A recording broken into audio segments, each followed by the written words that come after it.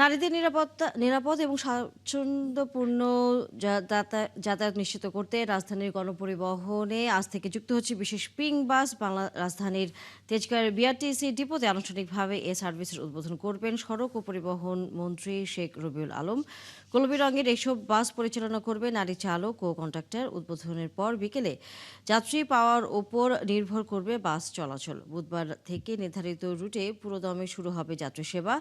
প্রাথমিকভাবে রাজধানীর গুরুত্বপূর্ণ নতুন বাজার, মতিঝিল, ডেমরা, স্টাফ কোয়ার্টার, মতিঝিল, মিরপুর মতিঝিল সহ 10টি রুটে বাস নিয়ে এই সেবা চালু করা হচ্ছে। এছাড়া গাজীপুর বিমানবন্দর রুটেও বিশেষ বাস থাকবে। সরকারের নির্বাচনী ইশতেহারের বাস্তবায়নের অংশ হিসেবে এই বিশেষ বাস সার্ভিস চালু করা হচ্ছে বলে জানায় বিআরটিসি।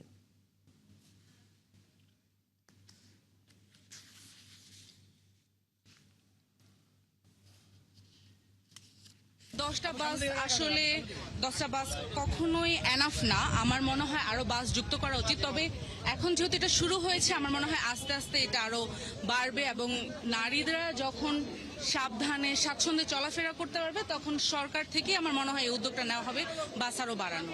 ভাঙা ভাঙা বডি ফিটনেস যে গাড়িগুলি, এগুলি আসলে নতুন গাড়ি পাইলেই অনেক যাত্রী নিয়ে পারাপারি কারাকারি করে, যেন আমাদের মহিলাদের অনেক সম্মান দেয়, প্রথম অবস্থায় আমাদের চাপ না দেয়। তাহলে আমরা যদি এরকম সম্মান পাই তাহলে আরো উৎসাহিত বাড়বে গাড়ি চালানোর জন্য।